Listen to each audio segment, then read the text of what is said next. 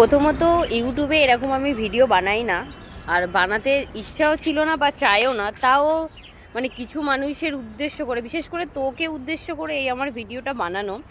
সত্যি বলতে তোর মানে কি বলবো, তুই আমাকে নিয়ে স্টোরি দিয়েছিস, আমাকে নিয়ে স্টোরিতে করেছিস, আমি জানতাম না। একজন আমাকে বললো যে সুপর্ণা মনে হয় তোদেরকে করেই করেছে। তো যদিও আমাদের করে থাকিস, প্রথমত বলবো তুই ভুল করেছিস।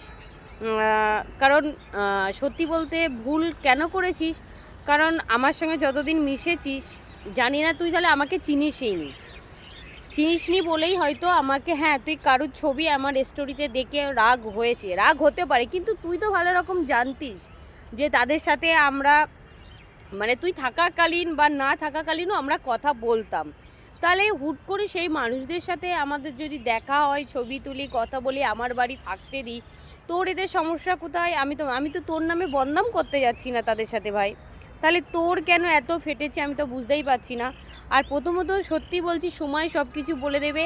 আর তোর কোনো দিন খারাপ চাইনি, ভবিষ্যতেও তোকে নিয়ে কাউকে দেখেছিস আমার বদনাম করতে? তুই আমাকে বলছিস, স্টোরিটাতে দেখলাম তুই আমাকে বলছিস যে কি আমি পাত্তা দিইনি, এই দিইনি, সেই দিইনি বলে আজকে তাদের সাথে।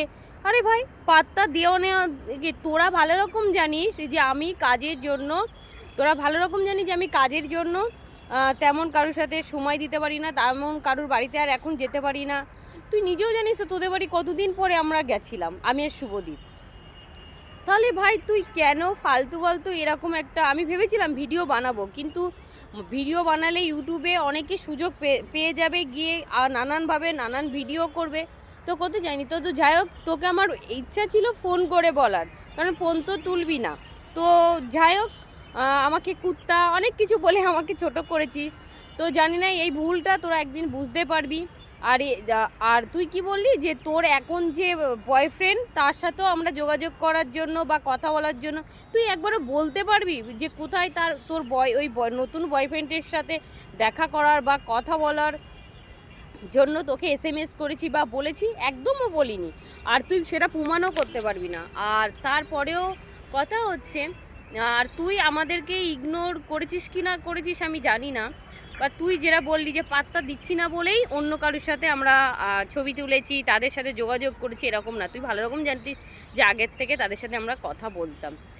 আর আরেকটা কথা, আর কেন তোর আরে হচ্ছে আমি বুঝতে পেরেছি, কিন্তু শোন, তুই যে বয়ফ্রেন্ডকে নিয়ে আবার ফের করছিস, কারণ এতদিন তো তোকে দেখে আসছি। তো এইটুকু বলতে পারি, এই যে যার জন্য আবার তুই বলছিস আমার এই ভালোবাসা, এই ভালোবাসাটা না অত সহজ না, আর ভালোবাসাটা অতটা বেঁধে রাখাও সহজ নয়। আর যে ভালোবাসা নিয়ে গর্ব করছিস, তুই বারবার ঠকেছিস। তোর মুখ, তোর নিয়েই সবাই তোর লাইফে এসেছে, তোকে ইউজ করে জাস্ট ছেড়ে চলে গেছে। তো ফের দেখবি, ভগবান না করুক, তোদের ভালোবাসার বন্ধনটা ভালো থাক, আরও অটুক হোক। আমি কোনোদিন খারাপ চাইনি, খারাপ চাইবও না। আর সেই ভালোবাসার মানুষটা নিয়ে ভালো থাক, এটাই চাইবো। আর সত্যি বলতে তোর কাছ থেকে তো আমি এটা আশা করিনি, তাও মানে কি বলবো, যাই হোক, অভিশাপ করবো না, কিন্তু আমি তো তোকে যতদূর চিনি, তোকে ইউজ করে সবাই ছেড়ে চলে যায়। তো দেখবি আবার সেটাই হবে, ঠিক আছে?